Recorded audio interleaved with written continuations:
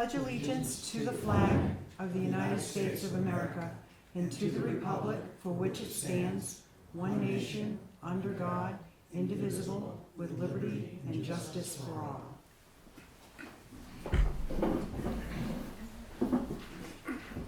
Before we get into the agenda for tonight, we wanted to kind of reiterate meeting protocol.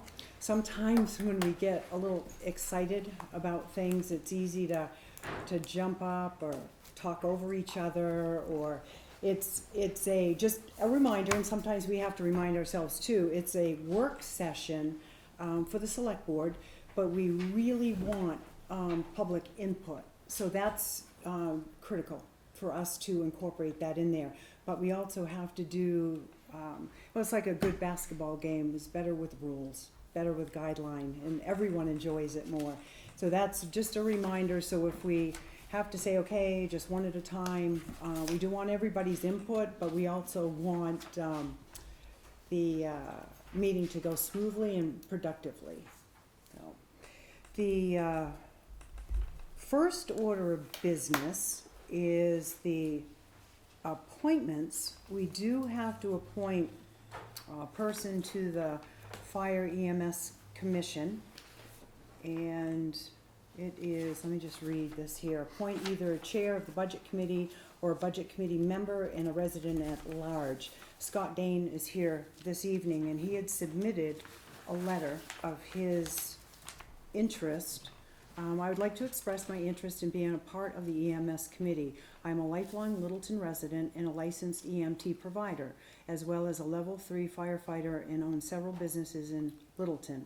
I worked for several years as a full-time firefighter EMT, and feel I could have valuable insight and perspective to this committee, not only as EMS provider, but also as a community member and taxpayer. And that is Scott Dane.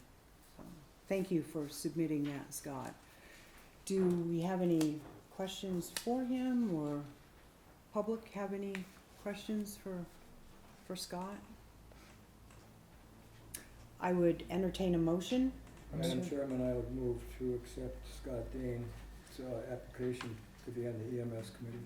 Okay. And I'll second it. Okay, so all in favor say aye. Aye. Aye, good, thank you. Thank you very much. The next order of business is the Broadband Committee. We need to appoint one town official and one resident at large. We had 3 residents request inclusion on this committee. William Carlson, is William here? Okay, nice to meet you. Nice to meet you. Okay, so William, yes, you are new to town. Yeah, okay, thank you. And then we also have Reverend Curtis Metzger. I don't think he's here this evening. No. And then Lloyd Thomas, who is also new to town, and all 3 are residents at large. They're only asking for one, but I called Tim Egan this afternoon to see if it would be appropriate that we could have more than one. And I had not heard back from him. So I don't know how all 3 of them are incredibly gifted and have a lot that would bring to the Broadband Committee. So,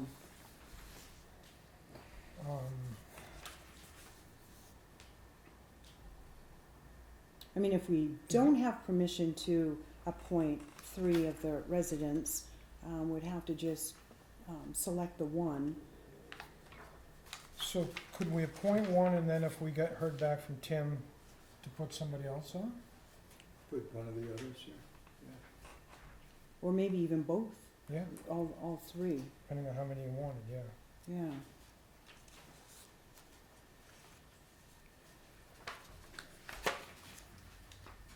Well, all 3 of these are qualified from the perspective of what we were asking for. Mm-hmm. So Mr. Carlson's here, and I would make a motion to appoint him to the committee. Okay, all right. And I'll second it. Second it, all in favor say aye. Aye. Good, thank you. And I think it's, if we do get a permission to have more than that, I the other two would be fine as well, as far as I'm concerned. Okay, so the only other thing that we are required to do, Jim has been a part of those Zoom meetings, thankfully. Yeah. Thank you. Yeah, no, For I'll being a stay, part. and I'll stay engaged, but I'm the only town manager that's on them. And if I could get your email, because there's actually a Zoom tomorrow and a Zoom Friday. Right. So I could get you the Zoom link if you've got the opportunity. I know it's short notice. I think it's 5 o'clock tomorrow and 4 o'clock on Friday. The only other, and of course, unfortunately, Jim can't be considered the government official. Yeah. So it's supposed to be one of us that is supposed to also be appointed to the broadband committee. Did I see a I'm hand? extremely uninterested Are in you- technology. You're interested in technology? I'm uninterested. I'm interested. This isn't easy, guys.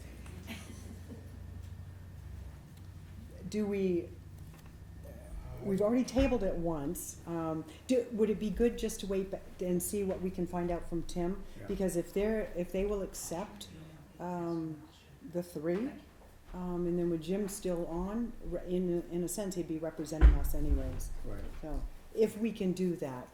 If we can't, maybe we can bring it back Yeah. to the next, meeting. Yeah, you'll be meeting on the 27th, so we can follow up based on this. Do you need a motion on that? We probably should. Make a motion to table it till next meeting, get some more answers? Okay, Okay, I have a second. okay, so all in favor say aye? Aye. Aye. All right, thank you. The next order of business is under old business, and it's the administrative part of it. It's the building lease agreement between the Bank of New Hampshire and the town office. So Jim, I'll have you Okay. share. Yes, when I came on board, I was given a folder and asked to follow up with the bank on a lease, or the town's lease. And what we discovered is they thought we were under a lease until 2023, and it turned out that we were actually on a month-to-month or a year-to-year. And so it opened a window then for them to be able to go back. And they promised me a lease back in May. We finally got it. I think it was a week or so ago. I've sent it on to Walter Mitchell, but there are definitely some things that I wanted to discuss with you all.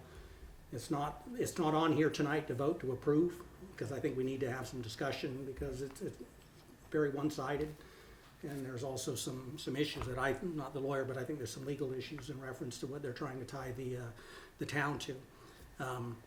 Maybe just to first start with is they're proposing, a 5-year lease.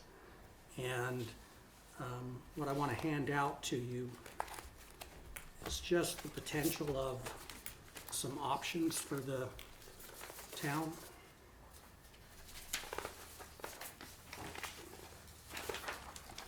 Jim, we weren't on a lease for a number of years, though. From the last signed lease was 2018 that anybody has.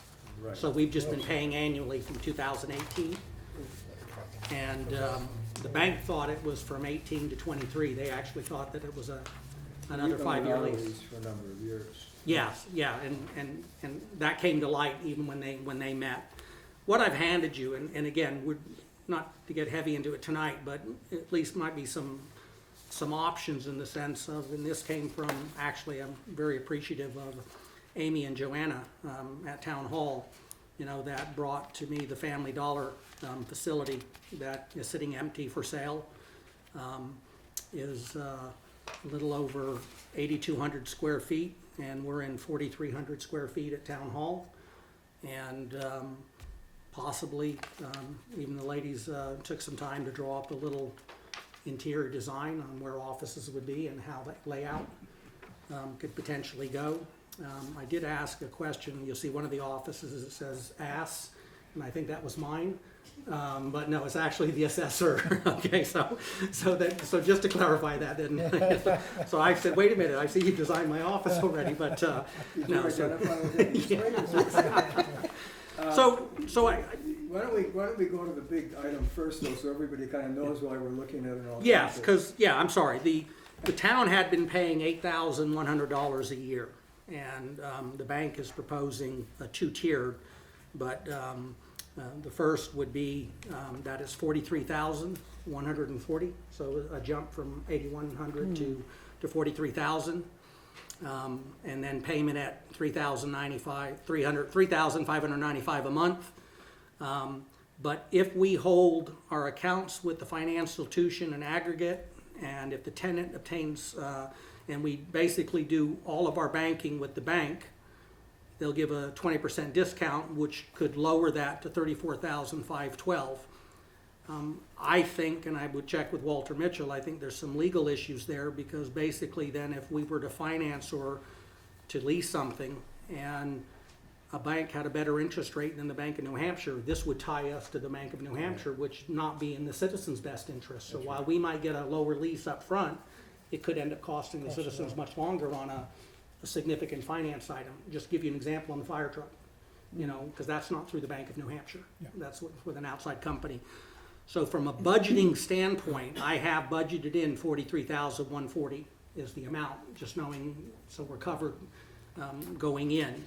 And just giving you the idea on the Family Dollar would tie into the next, where they want a 5-year lease. And I think that it would be in our best interest to maybe go with a 2-year lease with an option to renew for an additional 2 years with 6 months' notice. And then that way, that gives us time to determine whether it's Family Dollar, whether it's another site, you know, is it feasible? Would the community look at You didn't funding? find any language in here about leaving, did you? No, I didn't either. no, And I no, read through this. no, yeah, there was no termination clause, and Termination. in fact, the way it's written is if we did terminate, we'd still have to pay them for the rest of the lease, and so I think that, you know, are we over a barrel? Yes, meaning, you know, we don't have somewhere to go today, but at the same time, do we necessarily need to tie into a 5-year commitment? You know, at least if there's an opportunity to look at some options. And again, I say the Family Dollar is an example. You know, yes, there's a payment involved, but at some point in time, you own your town hall. Plenty of This is a- parking, you yeah. know, it's on a main road. This is a 432% increase. Yeah. Mhm. The other issue is, 20 years ago, how long have we been here? In this- 2001, 2001? I think so. The selectmen in 2000 promised the town at the deliberative session, I believe, or at the town, I don't even know if we were a Senate bill through town then, but it was at a big meeting. And this lady stood up, who's no longer with us, and she demanded that the selectmen promise that we'll go back to the town building. We had taken a short-term lease, I think, for whatever the reason was. I don't know if the building was being condemned or whatever, but we moved over here. But there was a promise made that we would go back. We can't go back. The building isn't, the parking facilities aren't appropriate. The building really isn't appropriate for the size of this town operation now as it was back then. And the other thing we've learned over the years is that what any one group of selectmen agree to, the next group can kind of undo unless it becomes part of the state law. So we're limited in terms of our ability to promise you anything and see it come to fruition. So there was that promise made, and it was in the paper and everything, but in point of fact, we would not be able to go back, I don't think. And that building was condemned on August 25th, 2005. Okay, So we had already left. yeah. Moved up to the hospital Okay. first, right? And a couple of the other things that they have in here is under maintenance and repairs. They're basically obligating the town to be 100% responsible. Maybe at $80 and $100, I could see us spending some money on doing some things to the office. But at $43,000, the door handles are not ADA. We don't have a crash bar. I mean, so there's some things that Mike, the fire chief, is going to get me. And so I would want the attorney to address this in the sense that they would have as a landlord. I mean, we understand that any upgrades have to be reasonable. You know, ADA can't force someone to go in and completely change their building, but Right. there are things that I don't think that we should have to expend, you know, funds on if they're gonna charge a commercial rate. and see the list that the fire chief gives me and be able to submit to them and not necessarily say that's a town expense.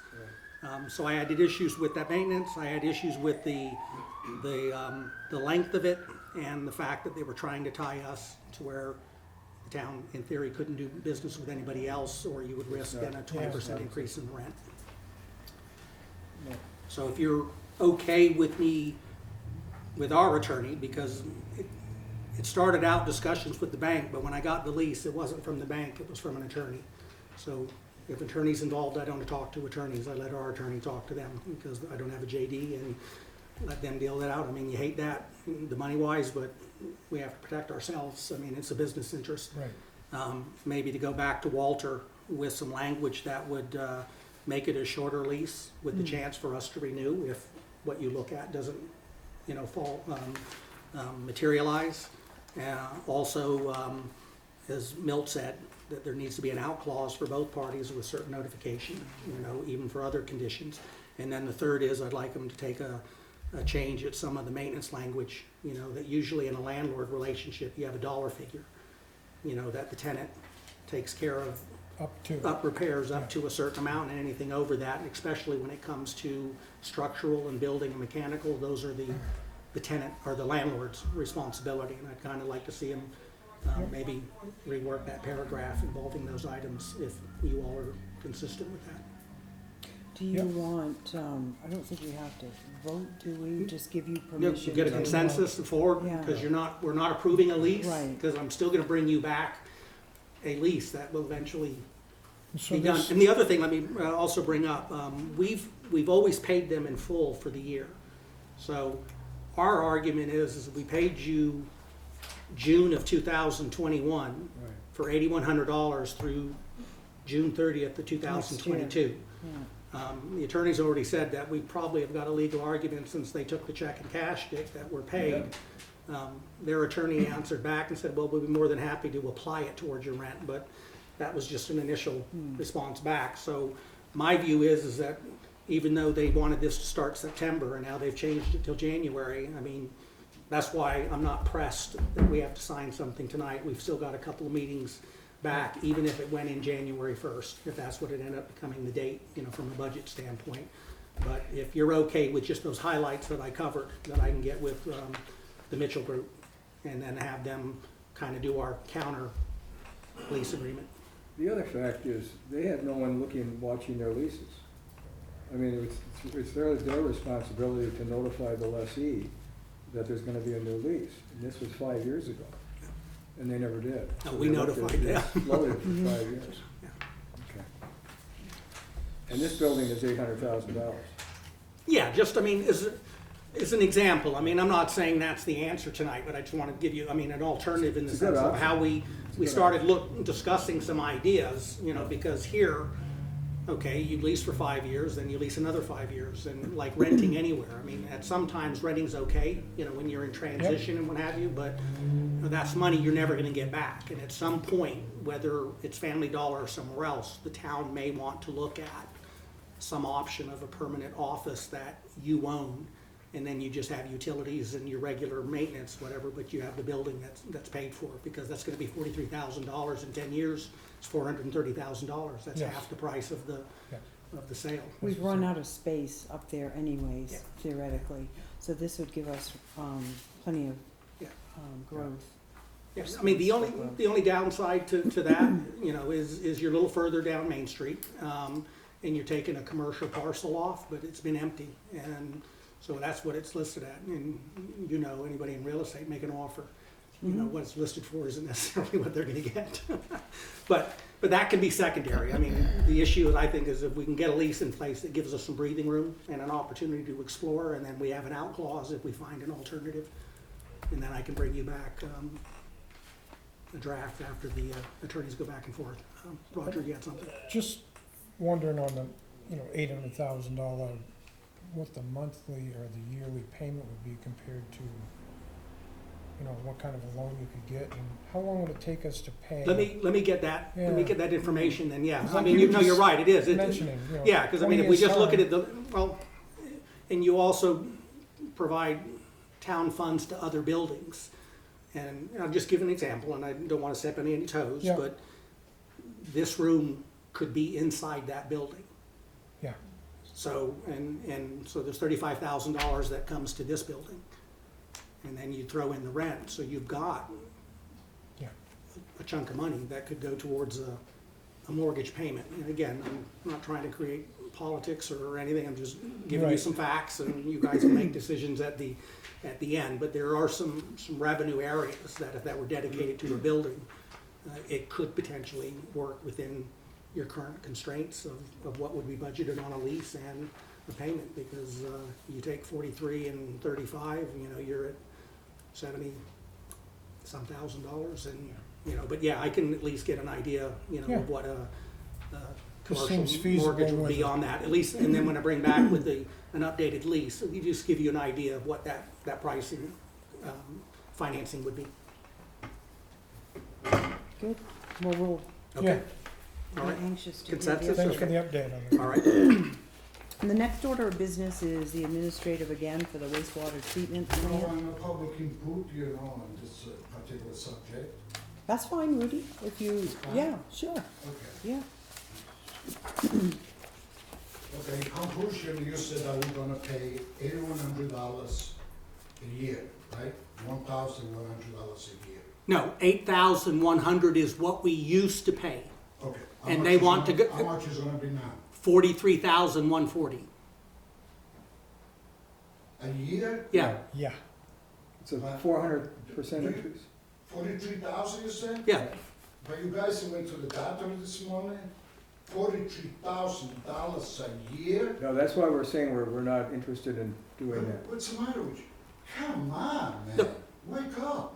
Rudy, they're not being asked to vote on that tonight. I'm providing information so that we Say can go no. back. No, that's why they're being No. advised, and so we can go back to I implore you to negotiate. say no. Yeah.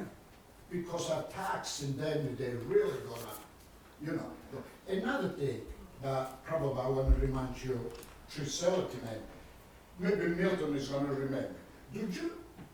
When you were now you are appointed, nobody put you to be a Selectman, but you are appointed. Right. Do you remember when you were Selectman, how many meetings we had, right? To move the town hall, give the money to the opera house, and move everything over there, which would have cost us what? Say. What, to go back, you mean? Well, that's what I was Do saying. you remember that? Oh, no. I You mean, know I what? remember talking about it, but we weren't considering going back at the time that discussion occurred. We weren't considering going back.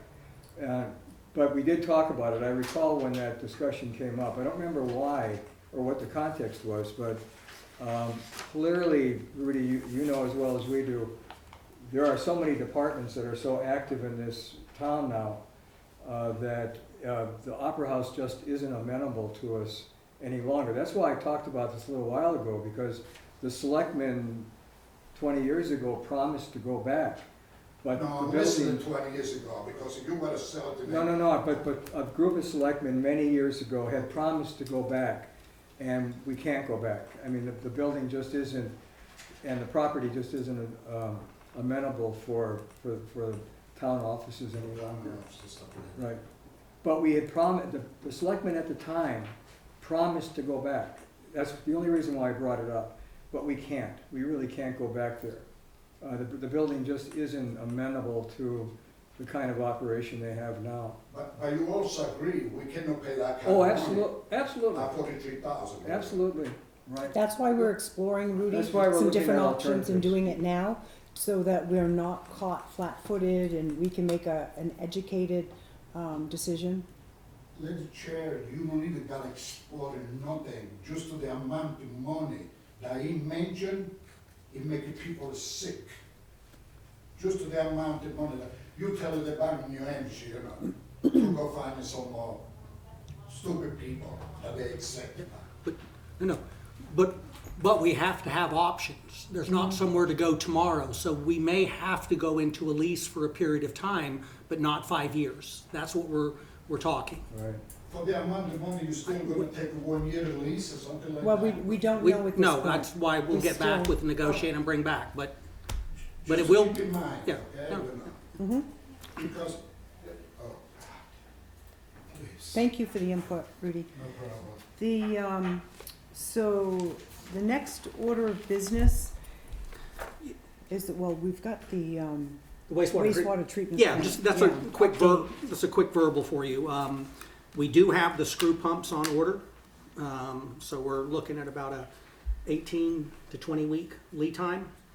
And in addition to that, I've gone ahead and ordered some electrical work to be done down at the plant, and we've arranged for an electrical pump to come in to back up the diesel, because the one is down and that pump is what helps us, but if the other one goes, that one pump Won't do it. won't do it. And by going to electrical and some upgrades down there, I can do an electric pump, and then I'm not worried about diesel coming in, you know, if there's issues with weather, with trucks or whatever getting in there, and so we'll have electric and diesel, and it'll be a little bit of redundancy, and I will tell you, I will sleep better between now and the day those screw pumps are installed, okay? Because the last thing Yeah. I want to have happen, and if that pump goes down, is where that's going to go, and it's going to be the river.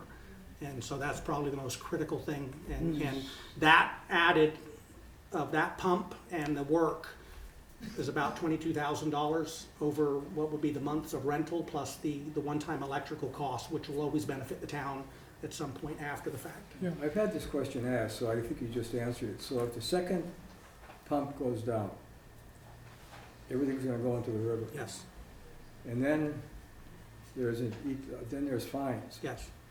Probably 22,000 a day. 22,000 a day. Probably, you know, it's just, it's So- not cheap. So the electrical upgrade and the arranging of the electrical pump would be worth a one-day fine. Yeah. But people can continue, I mean, we continue to flush, we continue to wash, it just goes into the river. Well, there could even be some backup depending upon, you And know. some backup. Yeah, I mean, but eventually you could have it backing up into businesses and homes in addition to the river. So far, this agenda is really making us happy that we're running through here. I'm glad that there was no problems when I came up either. But we have a backup plan now, so we're good. Yes, yes, We're good. yes, Okay. yes. Any input from the public on that? Just want to make sure we open it up for thoughts, questions? Okay. Next order of business, Littleton Chamber of Commerce. They want permission for a 50/50 raffle fundraiser. They are planning that as a fundraiser for the chamber, and the the chamber plans to sell 300 tickets at $100 each for a total of $30,000. They would like to keep 15,000, and whoever the winning ticket has will receive 15,000 as well. The only question the reason why we have to bring it before us is because it's over a period of one day, 12-hour period. So we have to, Chief, do you have a question? Okay, all right. And I guess the question I had, and maybe Chief can answer it too, is start date, for how long are they gonna do it, and what if they don't sell all 300 tickets? Those are just some concerns I had. Chief, if you... Is that several years ago, because the RSA is specific that the board or their whomever they appoint is the licensee or signs the license for them to do the raffle. They are a nonprofit. They fall under the RSA 287.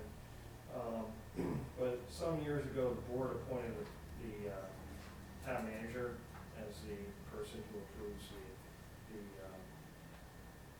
the raffles themselves, the licenses the applicant. So, and then I did some research because I was like, wait a second, I'm on the license too, because RSA 287B puts the police chief lottery commission, and a couple other people as far as the Attorney General's office for enforcement for raffles. So I think they wanted us to review the raffle tickets before the license is signed by the town manager. So I did some digging and realized that there is a town Littleton raffle application, and the manager and I sign off on it, just to let you know. Okay. So the chamber is gonna have to spend, based on the criteria that you just outlined, the amount of the raffle, the date of the drawing, all of that stuff. And what the prizes are have to be on the ticket that they need to print out. Okay. Does it also have to say that the winner is responsible for all taxes and, No, that's is under there- state statute. Okay. And there's actually, because it's a nonprofit, I think there's, if they read the statute, there's some, they may not be responsible for taxes because they're 501c3, specifically for 50/50 raffle. okay, But I have to look at that. yeah. It says specifically in the RSA what they're responsible to put on that ticket. Do you know when they want to start? They will, after I haven't been approval? approached. Oh, Yeah. Many organizations in town come to us and we review and sign off on the raffle. okay, I can call Mr. Jolly tomorrow, and knowing now that the application, have him go through that process. I know his intent was to announce it Wednesday, but I can tell him that, based on the fact that he has to do the application that the chief's made aware of, and that you all need a start date and an end date, and then I can bring it back on the 27th. because they've got the art show coming up too, so I'm sure they're gonna want to sell a sure. lot. We can make it happen as quickly as possible for them. It's a fairly, as long as they have their tickets meet the statutory requirement. If you're Okay. okay with that, Yeah. then we don't have to Yeah. bring it back on the Holding them up 'cause 27th, they as long want- as, then you know it meets the application. Okay. The only thing I would ask is if you might want to reaffirm that previous board's commitment or making the manager or myself the designee. The application I have requires both of our signatures. Is that something you can look into, Jim, Yeah, I mean, Okay. to be honest, I have no problem if you have the chief as Yeah. designee. I mean, is he, from a standpoint in that, We do the enforcement piece, Yeah, and yeah. certainly that's one less person the applicant has to go to get a signature. We don't mind doing it, we'll post it on our fillable forms online and on our website. what we'll do, chief, is just write up then an agenda cover item and bring it to them on the 27th, and they can just do a formal vote to change. To change it. The way it was that'll done? be fine. Okay. okay, good. Yeah. So we don't need a vote No. tonight, no? No. Okay, good, Okay. thank you. All right. Thank you very much for that. So the next order of business is the Opera House, the informational purposes of upcoming events at the Opera House on 9/17 and 9/18. Looks like some fun things. Yes. The, The Just- 17th at 8 p.m. is Blind Owl Band. It is a paid concert. I think one of at least the first events at the Opera House since I've been here. Reckless is participating in reference to food truck and also for sale of beer. We did approach Schillings to the local brewery, and based on their Oktoberfest on the 25th and the new manager coming in, it just wasn't that fit into their schedule. But Adam knows to make sure that any event from here on out, that we reach out to them first in terms of local business. But so the agreements have been done and approved, and so that'll be at 8 p.m. on Friday, and then Saturday at 7:30 is another paid event. Comedian Justin McKinney. If you go to the website, look up his bio. He does a lot on Quite- funny things with New Hampshire. Yeah. Like Live, Freeze, and Die. Yeah, yeah. Plus he's, I mean, renowned in the sense of some of the appearances and shows and things that he's been on. And so, again, another ticketed event, and I have a ticket paid for for each event. So I'll have an opportunity to experience that. And so I just wanted to make sure that you all are aware Yep. of the two items going I have on. a couple questions. Yes, sir. With the alcohol, have you signed off on the alcohol, on the form? You want to answer that? It falls in, Yeah. sorry. It No. falls under, because they are catering and it's a paid event, they have a licensee on there. And Okay, so then we don't have to, I don't have to sign off as the health officer then. Alcohol usually requires a health. That's between the liquor commission and this is not a one-day sale. like we would authorize somebody to come in and just Okay. do one day. This is an actual licensee that's coming in, Okay, so I believe. Yeah, the application That's from the state didn't require that. Right, the Opera House manager has already reached out to the State Liquor Commission to make sure they had all their i's dotted and t's crossed. okay, She contacted me. all right, I that's, don't, you can always do an health inspection, do a trial. or I don't have to. The other question I have, they're limiting this to 200 people for the Blind Owl Band. Yeah. Is the balcony gonna be used, and I'm assuming Alex knows what the limit is on the upstairs. When Bernie was here a couple of years ago on the campaign trail, there were 100 people more on that balcony than should have been there, and there wasn't any monitoring of who was going upstairs. And even Senator Sanders made a comment when he looked out and said, "Oh my goodness." So if they're gonna use the balcony, there is a seating limit, and it's, I'll coordinate with Adam tomorrow Yeah. at staff Adam meeting. does know. Yeah. he knows. And I'm a crowd control manager as well at the Opera House, so if he needs me, if he feels the ticket sales are high enough, then I told him I'd come and help Okay. him. But As I'll- well as on- But I'll verify that at staff, just to make sure. But I know that they were limiting it at 200. I mean, it holds 4, but just because of COVID. And then the sign was gonna be, if you weren't vaccinated, mask Right. recommended, but weren't mandating anything. And we'll usually try to keep everyone on the main floor, because the entertainer likes to see the people on Yeah. the main floor. They prefer not to have people in the balcony. So I don't know if he's gonna open the balcony up right away, or use that Yeah. as a second. But I'll verify that tomorrow, make sure that we don't Okay. have a problem. Good. Thank you. Super, thank you. It's nice to see activities in the Yes. Opera House again. It's good. All right, so the next order of business is under the category of tax department. So we're gonna open some sealed bids for town-owned tax properties. Could I interject just before you do that? Today I was contacted by the New Hampshire Department of State, and they asked if it would be possible to table one piece of property on the list. It's map 55, lot 8, 1.9 acres on St. Johnsbury Road.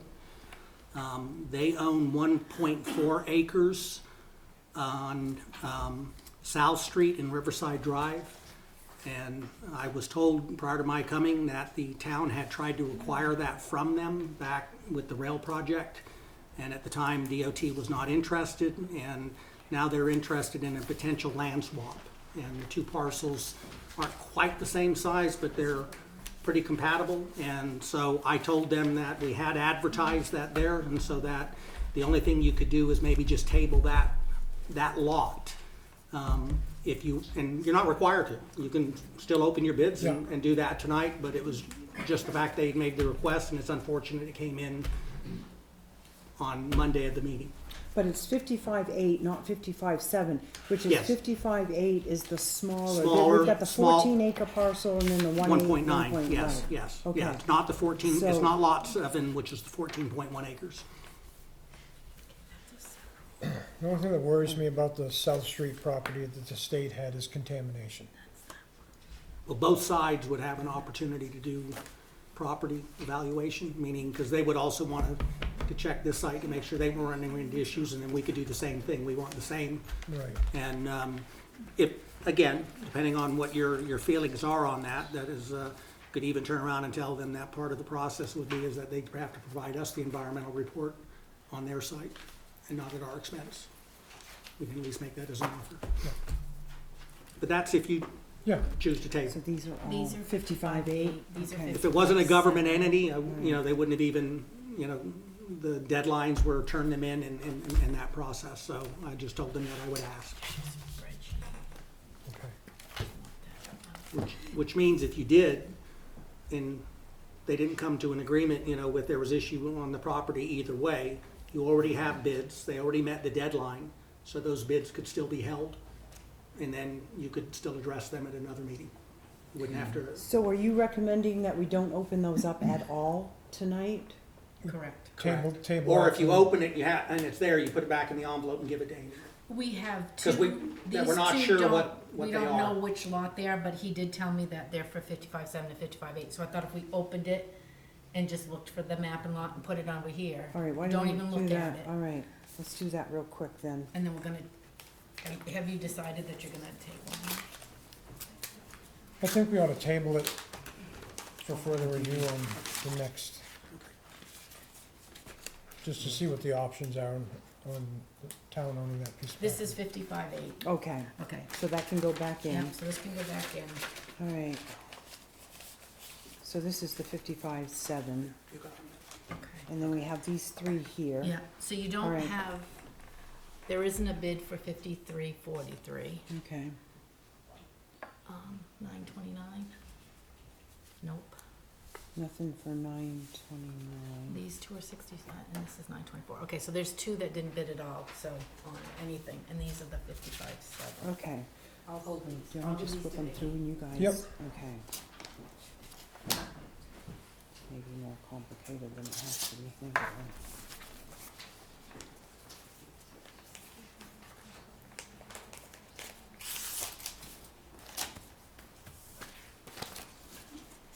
I think those are both the same lot on East Street.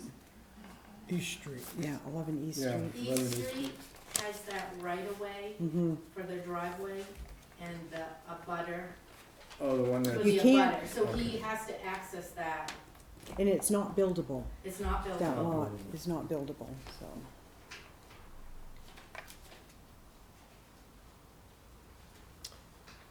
I have a bid of $2,000. I have a bid of $2,100. What's the name on yours? Oh, Calvin Billiard. Okay, And so this is the owner. that's the abutter, Mhm. the abutter to it. So we have a choice with that. It would make more sense for the abutter to own that property.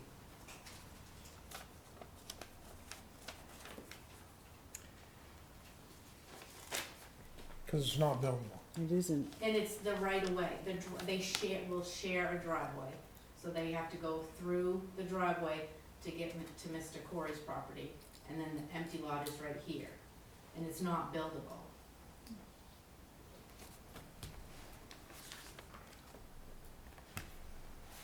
So it doesn't have to go to the highest bidder. No. no, because we can accept or reject any or all bids. I mean, normally we've gone to the highest bidder. Yeah. And it's not like it's a big difference.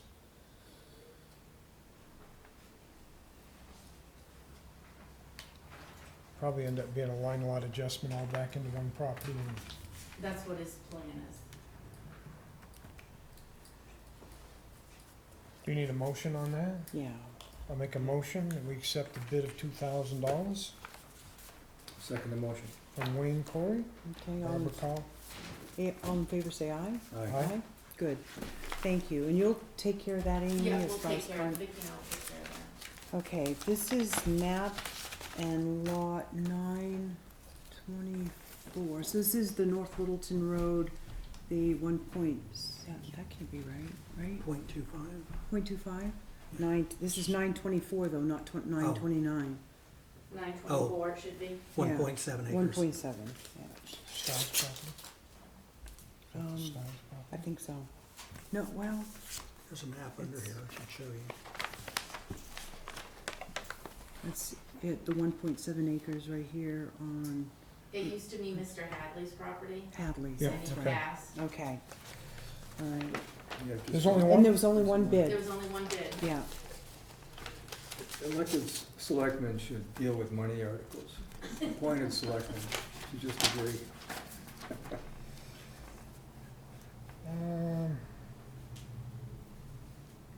$12,000. Okay. Scott Dane. Okay, then I would entertain a motion to, Make the motion. Make the motion. I'll make a motion that we accept the bid of $12,000. Second the motion. all right, all in favor say aye. Aye. Aye, good. Congratulations.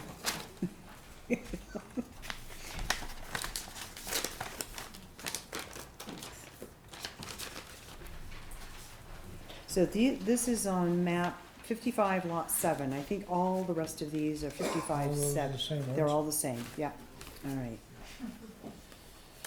And this is the 14-acre parcel, out on, Route 18, Before the hospital. right, Yeah. before the hospital.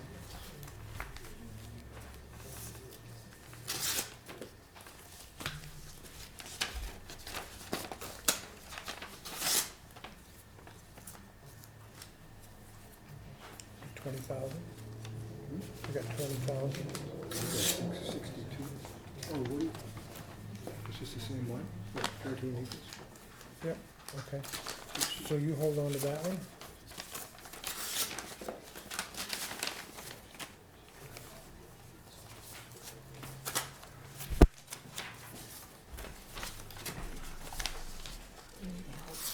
Yeah. Do you wanna open up some? I'll open That'd be great. Got 51.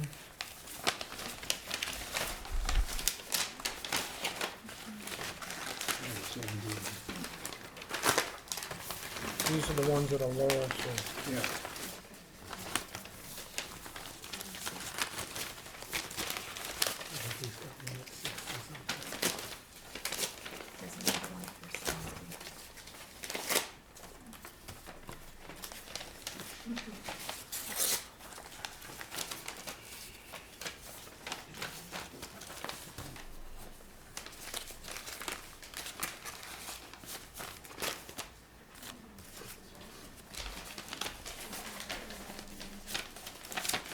Hmm.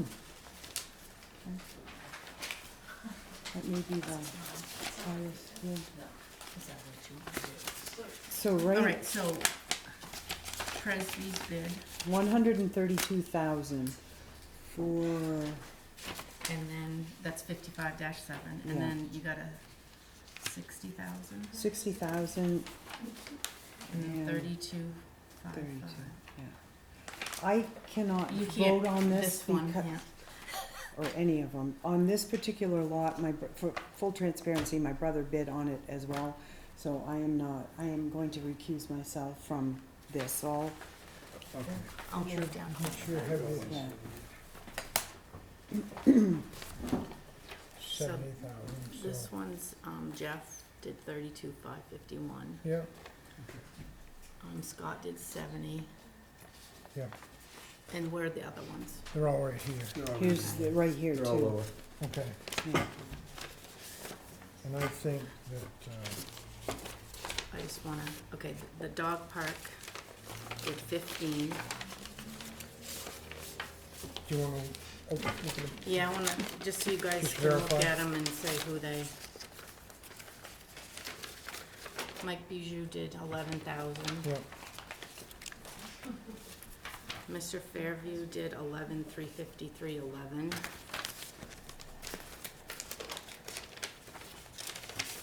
on a Farron, 60. Dakota Farron did From- 60,000.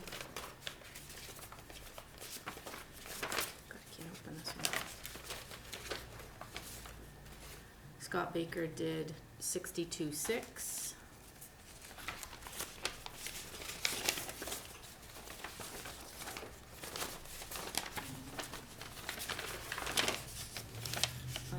Jeff Wells did 51,000. Wendy Moreau did 20,000. Then you had this one already, did you? Yeah, this is 70. This Yeah. is Jeff's. So you guys have to decide which ones you want. There's only, is there one or two? 132,000.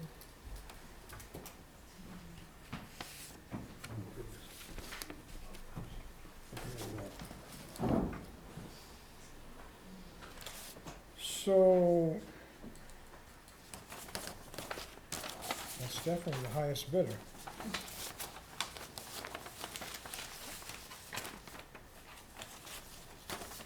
If, correct me if I'm wrong, but any excess above what the town is owed, Goes back to the former owner. back to the former owner. Yes. if there's an issue with other debts owed to the town, then I would check with the attorney on being able to escrow those proceeds until the town was whole. Mhm. So that someone didn't get money off of one and they owe us money on other lots. Are there liens on that property now? On that one, Yeah. no, we own it. On it. But there On are, his other properties, yes, there is liens. Yeah. so any proceeds over, I mean, I would check with the attorney on being able to escrow them until, Yeah. so, I mean, with the difference in the bid, it's pretty much has to go this way. Yeah. I make a motion to accept the bid from Presby Construction For, in the amount of $132,000. second the bid, All those in second the favor? motion, I Aye. said. Aye. Just double.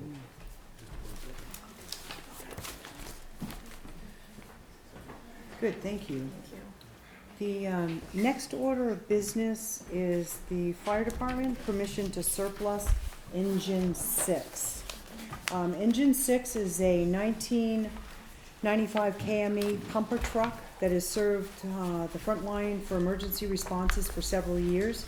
During the last 6 months, discussions with the fleet manager, it was determined to replace the truck, whoops, sorry, Amy, when the new one arrived in spring 2022. Corrosion and wear and tear made the truck a questionable repair item. And then on August 9th, a failure in the pump transmission rendered the truck out of service with significant damage to the transmission and pump. And Chief McQuillan also, he's here, so maybe you can share a little bit. So that, the pump damage that occurred was the actuator for the PTO that actually takes the transmission and moves it from road to pump. There was a catastrophic failure of that unit. I tried to send a picture to you guys of it just to kind of show it where it's supposed to be a completely encased unit and it kind of blew apart. I know in the past that truck has had issues with that transmission going from pump to road. They've had several maintenance items with it throughout the years. I'm not sure with the refurb of it from years ago, if that was something that was a problem with it. I had the pump company kind of take a look at it just to give me their opinion on it, and they really haven't seen something like this happen before. The truck wasn't underway, it was sitting in the station when the firefighter was actually doing his check on the truck. So not sure why that failed, but it was a catastrophic failure to the point where some of the rods that go into the pump are actually kind of bent. And that was some of his concerns with the truck. And just with the corrosion that's on the underside of it, it's not gonna pass the inspection without actually having a lot of work done to it. And where that truck is due to be replaced in March, my hope is not to put any money into that truck with the new one coming in. And you can get by with the one from Boston. For the time being, I'm looking at kind of borrowing and stealing again, just to cover that, if you will, secondary piece until the new truck comes in. So right now, I don't have any plans to buy anything for replacement. I think with mutual aid agreements right now, everybody knows the situation that I'm in. I will say I'm not comfortable not having a second engine, but I'm not comfortable spending upwards of $20,000 to repair that truck for 6 months. I think that would be a waste of the money at this point.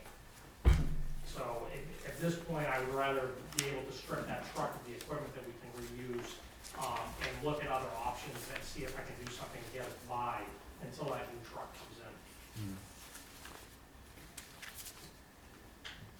in. And it looked too, Chief, that it could cost anywhere from $9,000 to $10,000 if you did attempt to repair, but Yeah, once he gets into that pump, that would be the minimum, that actuator, that's the minimum cost that he'll have. If there's any damage that's done to that pump where those rods got moved with that force. We do know that pump needs a little bit of rebuild work if we're gonna hold on to it anyway. It's just one of those things, getting in, opening that up and finding more damage. I just don't wanna throw good money into something that's not gonna be usable for us. so you're looking, as far as recommendations, to surplus the truck and not put any money into repairs? Correct. At this point, I'll Okay. spend a couple weeks just to strip the truck of all the equipment that we can use off of that, and then if I can just follow the same process as before, I'll put it out for bid, to bring back to you guys to open, and if you're okay with it, to get to the highest bidder for the truck. Any discussions on that, or? no? My only concern is, I know the last one went cheaper than what it cost for the tires that were on it. So, there's no other outlet, somebody buys those for parts or anything like that, Not that I'm aware of, I can reach back out, I can do some more research to get back to you to see if I can find somebody that buys it. I will say the tires on this truck are in really good condition. I'm not sure, the tires on engine 4, I'm not sure what those ones were. I know the ones that were originally on engine 3 that we got rid of, they were taken off that truck when that truck went out of service and they were put on this truck. And you are correct, these tires are in really good shape, so I'm not sure if I can actually ask around, because I'm not sure if that size, if the highway department could use those tires for something, or, I can actually put that out there and talk with Bruce Russell to ask him if there's any parts off of that truck that can actually get reused someplace else.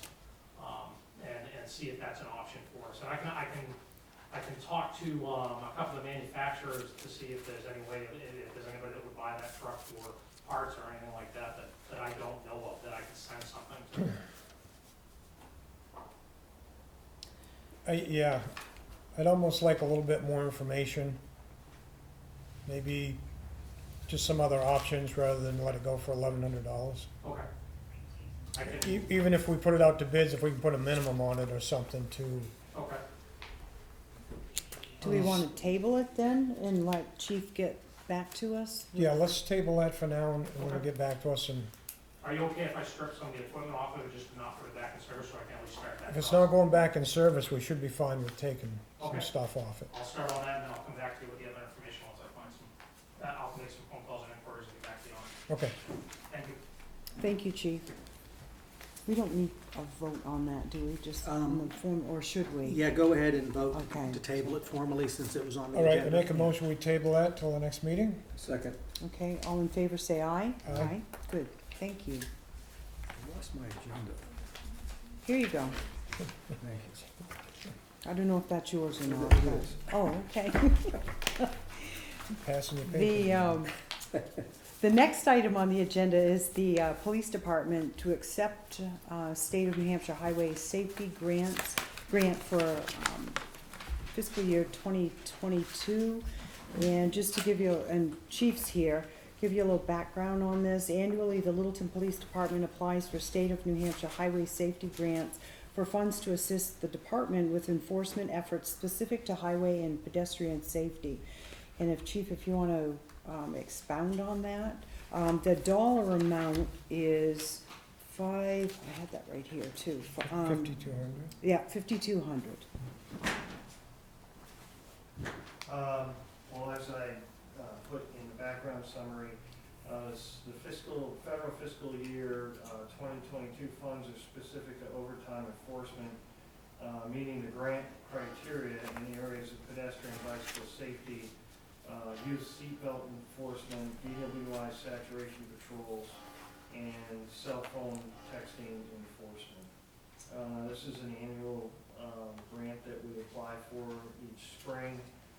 It's highway safety funds, and they're funneled from federal highway safety funds. So we can only use them specifically for those enforcement areas that I talked about. And it's only paid out in overtime. We do have to have, it is basically 100%. They request some in-kind funds, such as we're gonna be paying for our fuel on our patrol vehicles, the administrative time that we put into administering the actual grant itself, and the reporting periods and stuff. We have to do reports every quarter. And just the list, thank you too for giving us the list. It Yeah. looks like the pedestrian bicycle, 1,800, join the New Hampshire click. I think that's click, the seatbelt Yes. thing, Yeah. click. Click it or Yeah. ticket, yeah. Click it or ticket or 850 on that, 1,700 on the drive sober or get pulled over campaign. And then you drive, you text, you pay $850 for the total of 5,200. Okay, That's correct. good. Thank you. So I would entertain a motion. I'll make a motion that we accept that grant. Second. Okay, all in favor say aye. Aye. Good. Paul, Yeah. could you explain to us what a saturation patrol is? Sure. So I know what normally, I know what DWI is, but well, they do the highway safety does, you can do one or two things. You can do a roadblock, which traditionally is just a deterrent. And generally, people say, you have to put it in the papers 30 days in advance, everybody has to know about it, and it's just more of an educational piece, because I'm just gonna drive down that road intoxicated. If they do, they're drunk. But typically and statistically, very few people are caught at roadblocks. Saturation patrols are just more people out on the road looking for people who are impaired through different indicators, either not using directionals, weaving within the lane, speed. So they do saturation patrols. We saturate a specific area and try to pull people over for infractions and see if we can detect individuals that are impaired. okay, thank you. Thank you. Thank you. We're driving a BMW. We're driving a BMW, that's what. If you drive a BM. We're sitting at a stop sign waiting for it to turn green. The next order of business is the, again, under the administrative umbrella, the division of Arpa federal funds. And the town, right now of Littleton, received $307,264.11. And we had determined last meeting that the welfare housing, COVID, would probably be the biggest amount that would get, funded, which is $127,096. Our budget for welfare to date is almost 200,000. A lot of it has to do with housing and keeping people off the streets and the homeless. That's the biggest cost right now. We also have under the recovery warranted policing model, which is 10,000, 2021, and then the recovery warranted policing model, which is a carryover of 20,000. So as of right now with that, of those ARPA funds, we'd be spending $157,037.96. It leaves us with a balance of $150,226.45.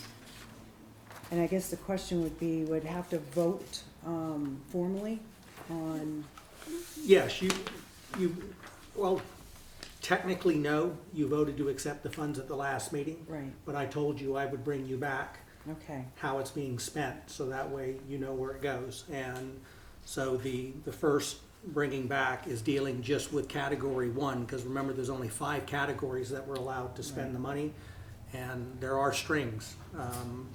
So we just dealt with public health, and as of March 2021, which is where it starts, can't go back past that, through August, welfare housing costs were $127,037.96. And separate from that, the police chief had a grant that was expiring involving the recovery warranting model, which also ties in with public health and also deals with housing, some issues out of there. So both qualify for us to be able to use those funds. And my recommendation is that we've expended those funds above and beyond the budget. And so we're just looking to put some back in the pocket. Yeah, and as time goes on, we'll work with Mike and Lori. Mike has kind of become the go-to guy on the grants. I don't think he designed it that way, but and then he come up with COVID money. So he's getting pretty much briefed on the categories, and I'll just remind you again where they are. This money, ARP, is limited to public health, address negative economic impacts, replace lost public sector revenue, premium pay for essential workers, and water, sewer, and broadband. And right now, we don't have anything identified in 2 through 5. And so a recommendation is to take what we can right now to reimburse significantly on the welfare side, and also to see to it that that police program is funded through the rest of this year and next year. And I can tell you, as the year goes on, I'll probably bring you another report at the end of the year if we expend other welfare funds. to take from there while we determine what other areas might be appropriate. So the in terms of that. balance of the 150,000, 226.45 is what's the balance? Yeah. So we haven't, other than the potential of identifying it for the lost revenue, or you'll come back Yes, with how, yes, okay. Yeah, All we'll right. come back with this in pieces. We won't, and, you know, we won't allocate any of this without it coming to you on a meeting, Right. okay? And, just to give you a heads up, not to confuse, but in the last Zoom I was on with, the state representative involving broadband, he was encouraging everybody to hold all their ARP funds for broadband, so, while, you know, we've made no commitment in terms of, from the town's perspective, and I know at some point there may be some funds that might go into that area, but, the first thought is, to be honest, is to pay ourselves back what we can Right. legitimately before we expend in something new or outside, so that's my recommendation. Because budgeted for welfare this year was 110, 110,000. it's 110? Yeah. Yeah, Yeah, I don't have, Milt's got his budget Yep, in and- front of him, so No, he I'm could pretty almost sure tell that's you what it what was, and we're what the at line item is over, yeah. almost 200. almost 200. Yeah, Yeah. Yeah. That's good use of that money.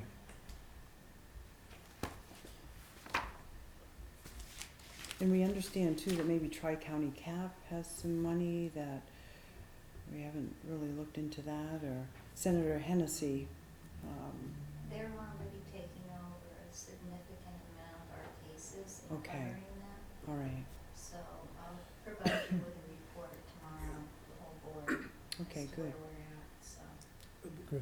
But, I mean, again, my recommendation is to make sure that we're as whole as we can be. I mean, we won't ever get 100%, but because that's a line item that no matter what amount you put in it, you have to spend based under state statute, whatever it is, and Okay. it's not even making up for last year's Loss. pretty significant hit, Hmm. you know, that came right out of the general fund. Okay. Good. Rudy? Yes, I would like to know, if you guys have an officer that superseded, somebody that, applies for welfare. Because, when it was probably about a month ago, Sinuna signed an executive order that to help these people, whoever needs help.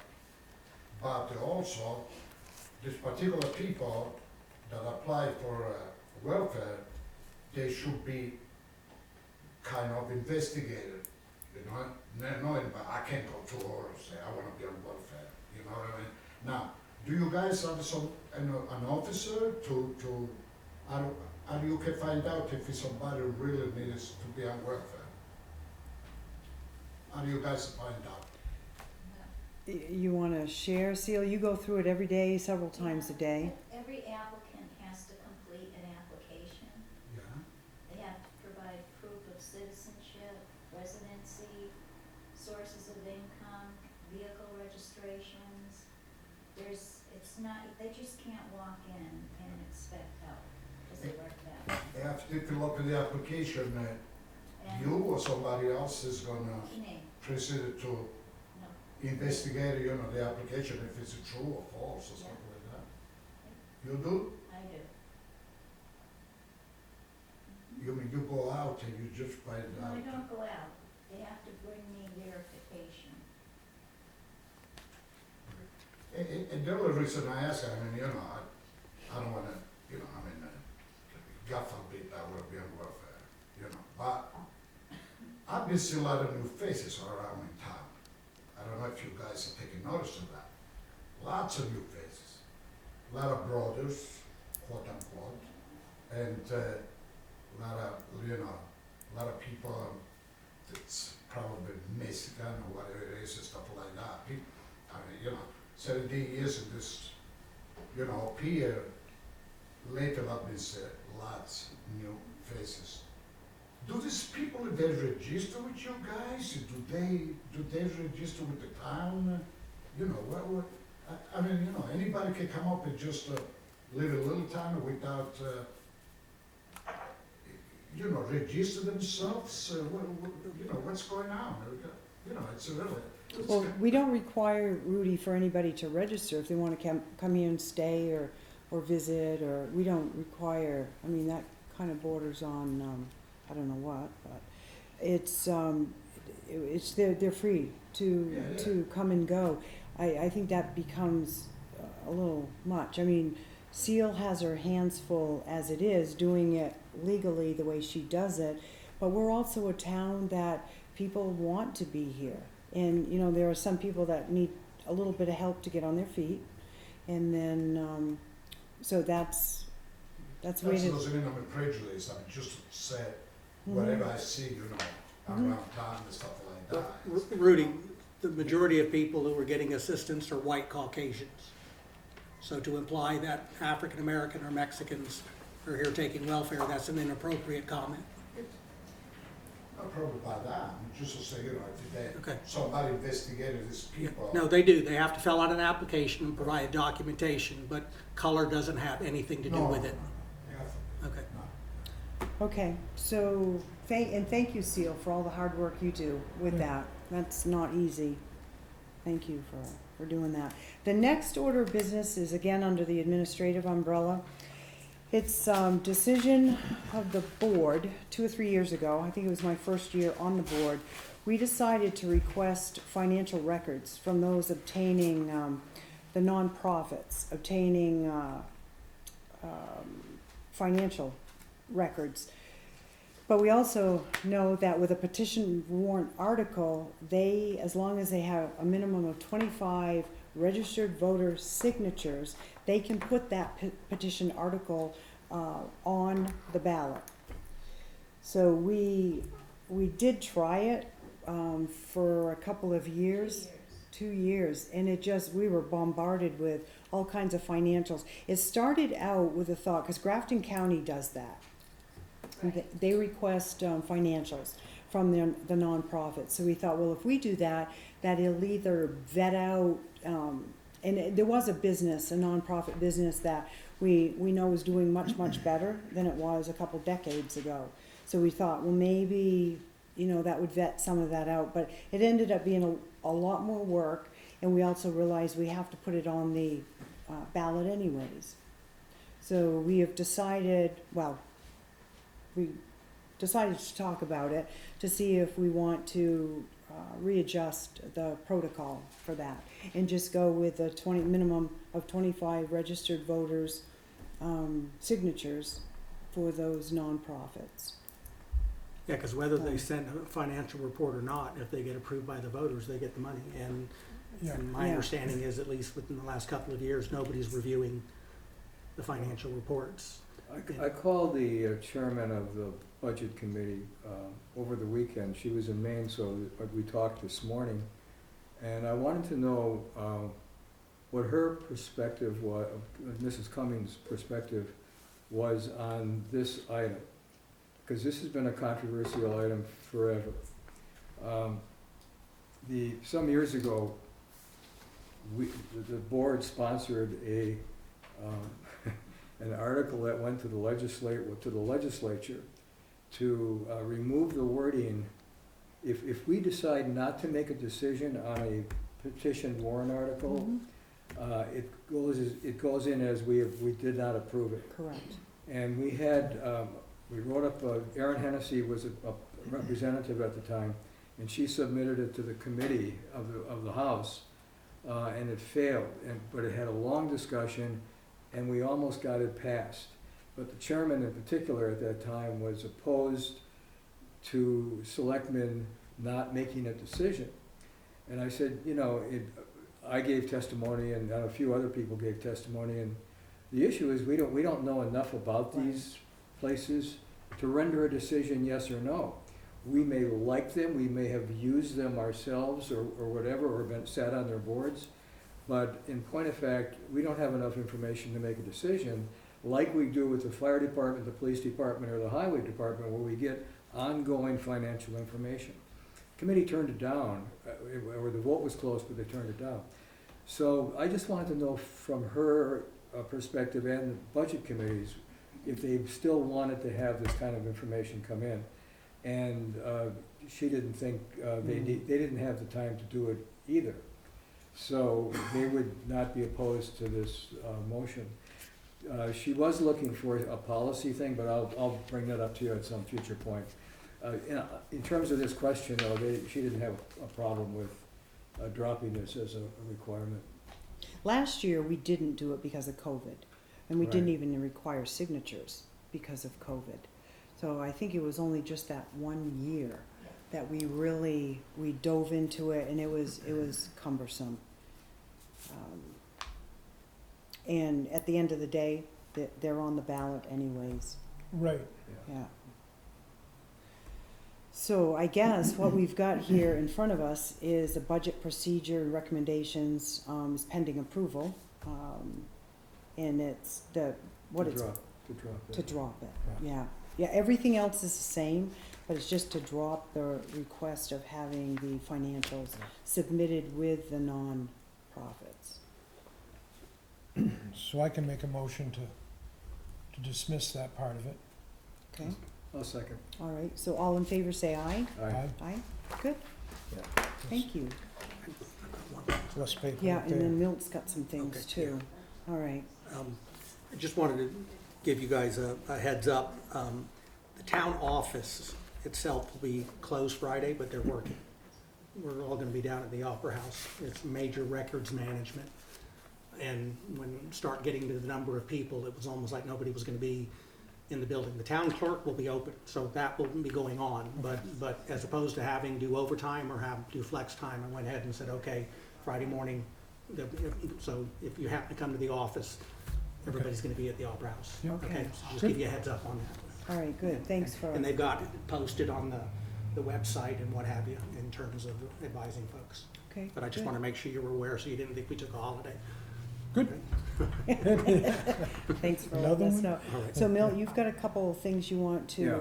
share? The first thing, I asked for a copy of the financials through August, and I got something that we've never gotten before. I mean, we usually don't get a volume of this 29 much 29 paper. pages.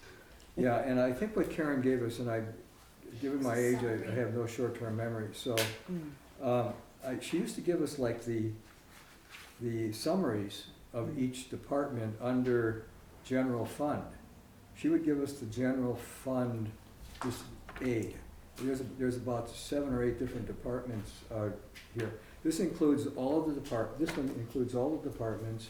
It includes the executive, and I went through this. I have a lot of questions. So my question is, one of our 2 meetings a month should go for a review of The budget. at least the general fund, which is the executive office, and then all of the departments. And I don't know if we need all of the specific data. I just don't recall getting this much. What you were receiving was a spreadsheet. The numbers were keyed in, Mhm. which opens for, of course, some errors in some of the expenditures, but Yeah. And I will say, if I can on this is the report that was given to me by finance. And so I said, did this go out to the Board of Selectmen? She said, no, you send that out. And so I just sent you the report Oh, yeah, that's that I fine. got. Now, once your question was raised, I went back and I said, and I'm going to agree with you. My former history is you got a summary report. And, from the standpoint of where each department stood in terms of the general fund, you have your enterprise fund, your warrant articles and what have you. And so when I talked with Lori, I said, this isn't really as helpful as the general fund, which is what they control. So she said, yeah, she can cut This that is the down to one. a summary report for the general fund. I don't want to go back to before you got here, Yeah. Jim, and the rumors that were out there in the community. And I don't know if you were doing financials once a month, if you were getting this and then talking about it or having someone report it. But clearly, I think one of our meetings each month should, Mhm. 15 minutes to just go over the financials in the general fund. And then I have some questions here, so if we could maybe schedule this for the next meeting, and if you guys could take a look at this first report. There's some really good things in here, and then there were some things I had some questions about. So if we can have this for the next meeting, Yeah.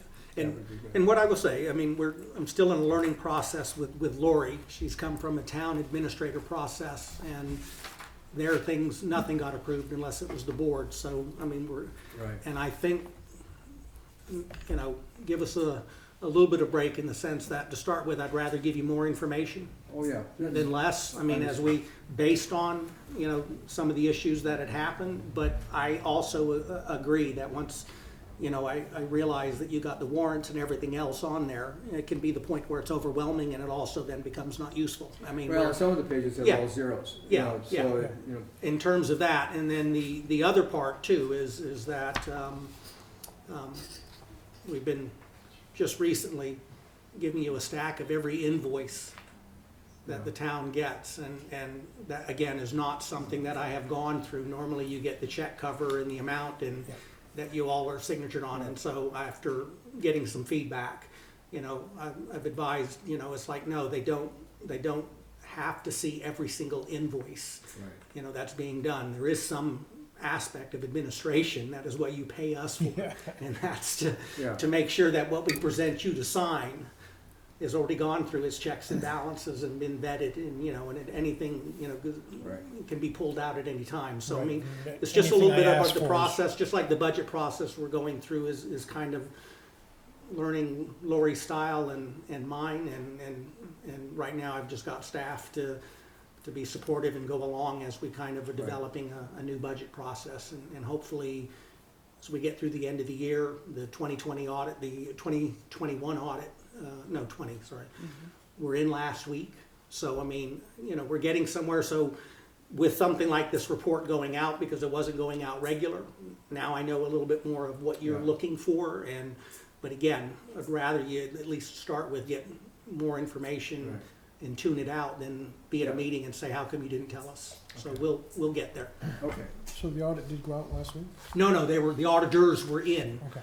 That's where they come in and they do their spot checking and pull Yep. these reports, pull those Okay. reports, and just needed to say, it was a sigh, a lot of folks saying they'll be glad when they're doing the 2021, because Okay. we know how that'll look. Yeah. Okay. So we'll schedule Put this then for the the budget next for the agenda. next meeting, which is September 27th. the second item I had was, Mr. Gleason's 6-month performance review is due in October. I'll be in Florida for the first meeting, so I won't be here, so were we planning to perhaps have that done by the end of October? Mhm. And we should have, the three of us can have one session where obviously the town manager isn't there, and that's where we go over and the format is, the questionnaire is the same, isn't it? Same, Yeah, hasn't okay. changed.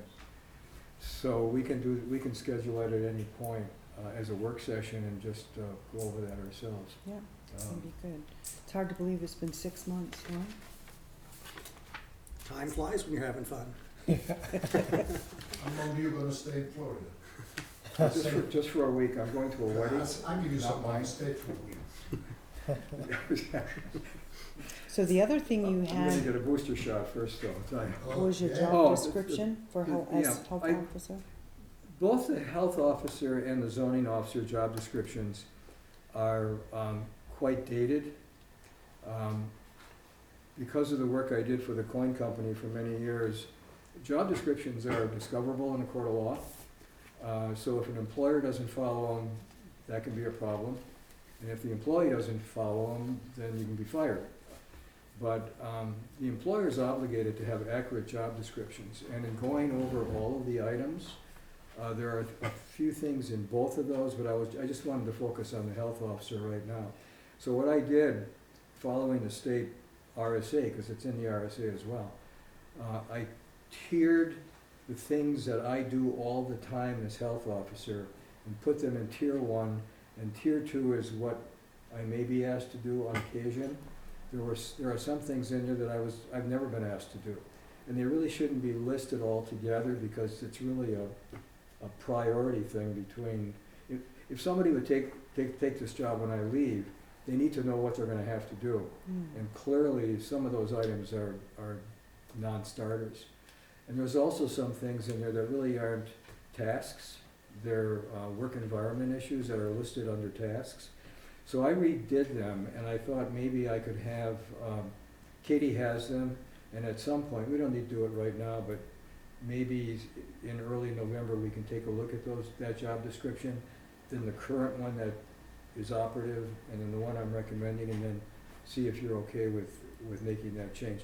As long as we stay within the RSA list, we can format it however we want to. Would that be something that we as a board would determine, or as a direct report to Jim? No, see, the health See, officer he doesn't doesn't report report, to me. I report to the That's commission. why, Yeah. okay. This is a state position that's Okay. paid out of local funds. Okay, So, they don't seem to have much interest in anything other than the RSA that, lists the tasks. But we can always send one down to him, to them, to get a reaction if we need to. The other thing is, these positions in the small communities in New Hampshire are not credentialed. It only asks for a high school diploma. Because of COVID, I'm asking for a 4-year college degree. The information we get in from the CDC and from the Department of Public Health, the level of complexity of what you're asked to read is at the college level, and it doesn't mean that somebody without a college degree can't read it and understand it, but it's very technical, and the state of New Hampshire has 2 different kinds of public health people. Those in the cities, they're under a different RSA than those in the local communities. I know of one health officer, she's paid $165 a year. wow. And so you gotta ask yourself a question about live free or die, because this state is not well positioned from a public health standpoint. In most states, they have counties, it's at the county level, and every county has a lot of people in the health department. I'm not recommending, first of all, that we have a full-time health officer here. Just keep it at the same position it is now, and no difference in pay. But Do you want us to raise your pay to $165 a year? well, we could do double or triple, but I'm not asking for that. I'm only asking for the job description to read more accurately, because I think that can be a problem going forward for us. And there's just a lot of things that the state has in their job description, assisting departments. Periodically, I'm asked to represent either DES or public health. But I can count on one hand, in the 6 years I've been in this position, that I've been asked to do that. So that's a second tier thing. Working with landlords and tenants is right up at the top. Infectious diseases, right up near the top. So there's just a different way of writing it and making it read more accurately. Okay. And I am asking that we consider more education, only because of what they send you and what you have to read and respond to sometimes. So anyway, if we can do that, All right. I'll talk to Katie about talking to Vicki You thinking about maybe getting it. like in October? Or November, whenever Okay. it's convenient for us. Okay. Can I talk? Sure. So I agree with Milt 100%, that I think that the job description should definitely be revamped. I've seen it, it's a little offended by the whole 4-year thing. And the reasons, several reasons. I've sat on a lot of boards in the town, 2-year degree. Doesn't even matter if I had a college degree. I mean, I think that's a little offensive. And not because of, but formal education isn't everything in this world.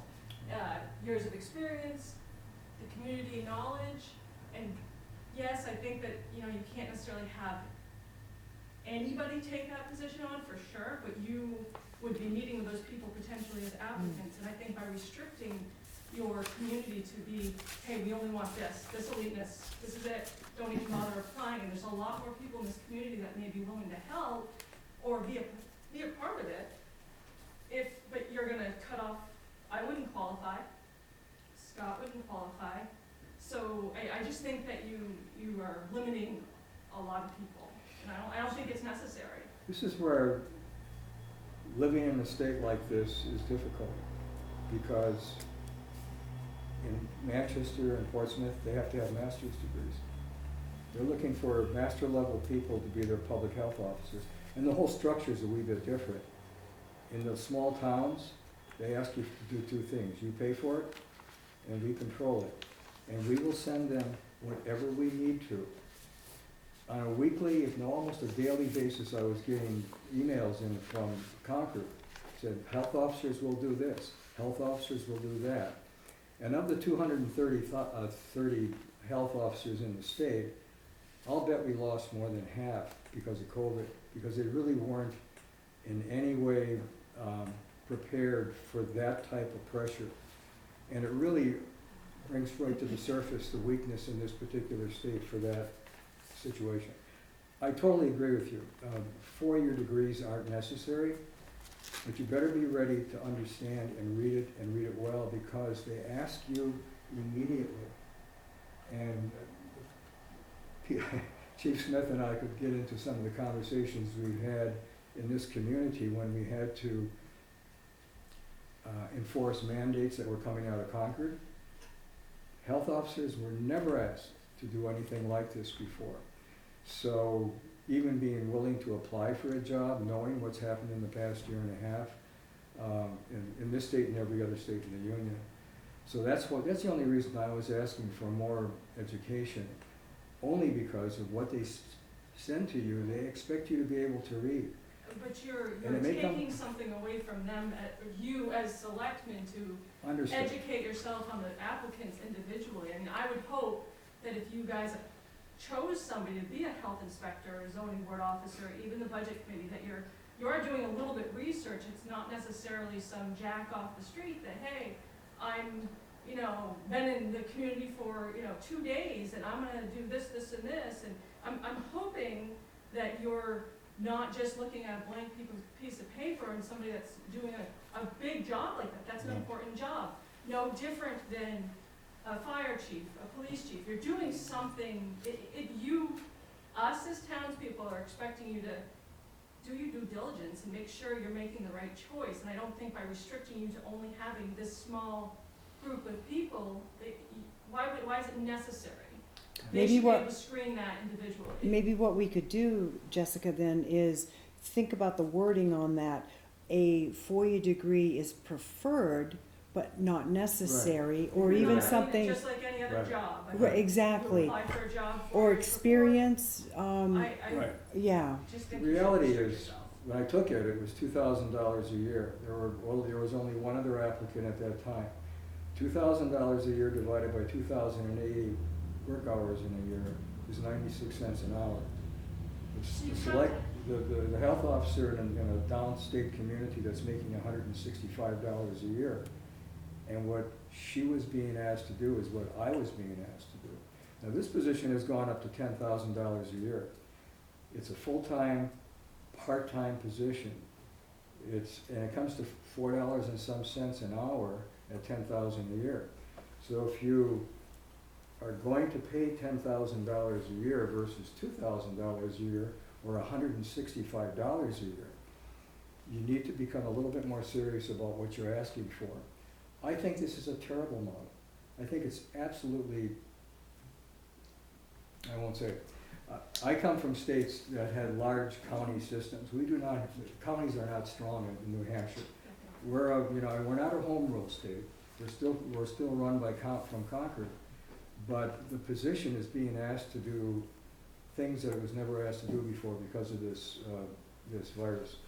And that's the only reason I changed it. The job description was a little bit separate issue, but the educational component we could say preferred. I would really want whoever would take the position to read through the kinds of documentation that they received, so that they understand what they're going to be asked to do on occasion. Hopefully this virus goes away soon and we won't have another one for 100 years. But that's the only reason I brought it up, because in the cities, they're under a different RSA and they have very specific criteria. And most of it's at the bachelor's level. So, and they may have different kinds of public health officers, bachelor or even maybe 2-year degree. But they're not under the same RSA that we're under in the rural communities. Well, maybe what we can do, you'll be working on it, Milt, right? And thank you for Yeah. sharing your concern, I Jess, on understand your this. concern. Yeah, no, we do appreciate that. You all set on your? Yeah, those are the three okay. things. All right, good. Now we fall under public comment. Anything else as far as public I just comment? wanna say something about, Milton, bring up this, health issues, right in a small community like a Littleton. I mean, listen, it's, people are not stupid, people watch TV, people that follow what Sununu says, and everything that going on, all over the United States of America. I mean, I don't believe that Milton is capable to really change, everything that's going on right now, okay? Let's just say, it's that you receive a letter from whoever that, to apply a mandate right to Littleton. I got news for you. Nobody's gonna follow you. And I don't care about how many cops you call. You know that. That doesn't mean, I think, hey, Mr. why are you laughing all the time? No, You are such a, okay. Okay, so we're not gonna go there, Rudy. No, I'm talking about Milton, about, change, Okay, the issue. but I think we're kind of done that subject right now, only because Milt's gonna work on it. Milt has done a phenomenal job, especially navigating through COVID, and there's a lot of responsibility there, and I think it gave him pause to relook at, the job description, and certainly, appreciate that, but he's hearing the concerns, so I don't really wanna chew up that ground anymore. Ed, do you have anything else, Rudy, or The anyone? responsibility is not Milton, the responsibility is for us, Mm-hmm, for the citizen, right, and for, he, for and the he, people, for the resident of Littleton. I'm talking about just Littleton. It's not his. right, so, okay. Anything else Yeah. as far as, okay. Yes, Well, thank you, the meeting is finished, we will not be going into non-public. Thank you, Wanna make guys. a motion? You make a motion. Want a second? I'll second. All in favor? Aye. Aye, good. Thank you, everybody, appreciate it, thanks. And welcome aboard, broadband. Courtney, good to see you.